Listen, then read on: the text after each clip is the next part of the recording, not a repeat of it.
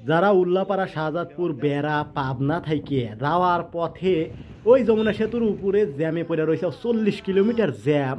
তারপরে তোমরা ভোগান্তিতে ভুগতে চাও, তোমাকে লাগে আজকে আমি দেখাবো বাস, লঞ্চ আরও অন্য অন্য সকল রাস্তা 100-100। যেহেতু কোনো চাপ নাই সেহেতু মনে করো যে সকাল 11টায় ঘুম থেকে উঠে কোনো মতে খাওয়া দাওয়া করে বাইক নিয়ে ক্লিয়ে 100-100 বের হয়ে পড়লাম। বাড়ির সামনে দেখলাম সবাই কি সুন্দর করে, কেউ ধান সেদ্ধ করতেছে, কেউ ধান শুকাইতেছে, কেউ বা ধানের পালা দিতেছে, আবার কেউ ধান মনে করো যে ধান কাটিয়ে নিয়ে আসার পরে সেইগুলো আবার গোছাইতেছে, কেউ বা ওই যে খ্যারের পালা দিতেছে। এভাবেই এলাকায় চলতেছে। আবার কি সুন্দর করে কেউ আবার খড় শুকাইতেছে, এইভাবেই চলতেছে। তারপরে আমরা হাইটে হাইটে যায়া অবশেষে আমরা ভ্যানে উঠলাম। ভ্যানে উঠিয়া উল্লাপাড়া পর্যন্ত ভোঁ ভোঁ করে চলে এলাম, বোঝোই তো 100-100 টান দিল মামারা।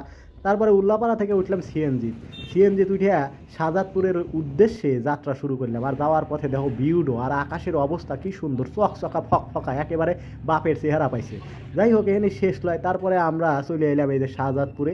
এখানে আসিয়া সিএনজি থেকে নামলাম, নামে একটু দেখলাম যে রোদের তাপে মাথা মতো চুলকাচ্ছে, কারণ ভেঙে ভেঙে যাচ্ছি আর ভেঙে ভেঙে যাওয়ার সময় মাথা কিন্তু চুলকায়। যাই হোক এই যে রবীন্দ্রনাথ ঠাকুরের দেখো, এটা হচ্ছে রবীন্দ্রনাথ ঠাকুরের কাছারি বাড়ি এই শাহজাদপুরে। তোমরা যারা জানো না তাকারে জানাইলাম। যাই হোক শাহজাদপুর পার হয়ে আমরা আবার সিএনজিতে উঠলাম।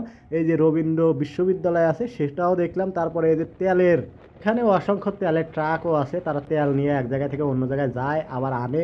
আর এই যে এই শিপগুলাই সুন্দর করে তেল এই জায়গায় নিয়ে আসে, এখান থেকে আনলোড করে ওই ট্রাকগুলোয় ভরে নিয়ে চলে যায়। আর এই দেখো ছাপরি ভাইয়েরা কি সুন্দর করে ড্যান্স দিচ্ছে। যাই হোক আমরা এই যে বেড়াতে চলে আসি, বেড়ায় আসার পরে এখানেও নামলাম। রোদের তাপমাত্রা যেন খালি বাড়তেইছে, যতই একটু সামনে আগাচ্ছি ততই তাপ বাড়তেছে। যাই হোক এখান থেকে সিএনজি নিলাম আর খালি মাথা চুলকানো শুরু করে দিলাম।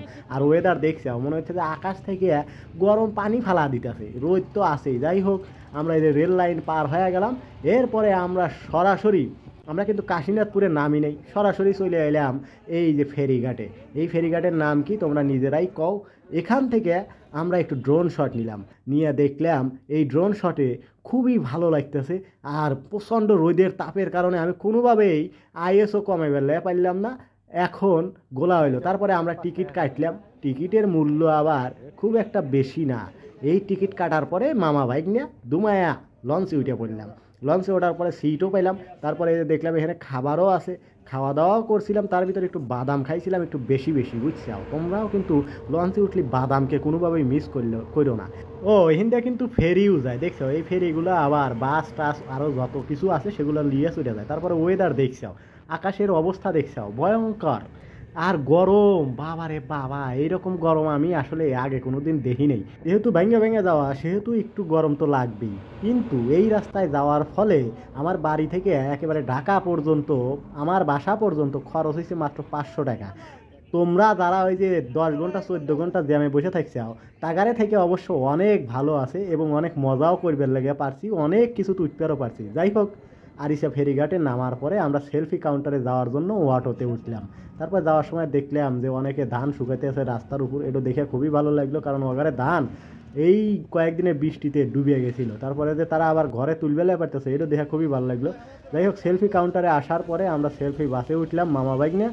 100-100 সেলফি বাসে ওঠার পরে একটু ভিক্টোরি সাইন দিলাম। আমার চেহারাগুলো দেখছে একেবারে রোদ দিয়ে পুড়িয়ে গেছে।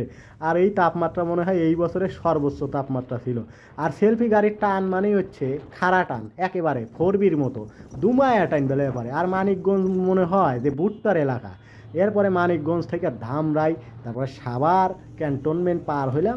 এরপরে আমরা এসে শিশু মেলার সামনে নামিয়ে পড়লাম। এখান থেকে আমরা আর একটা বাসে উঠলাম, বাসে উঠে বাগদা নামলাম। তবে তোমরা যদি এই রাস্তায় আসলে নে তোমরা সত্যি অনেক শান্তি পেলে নে।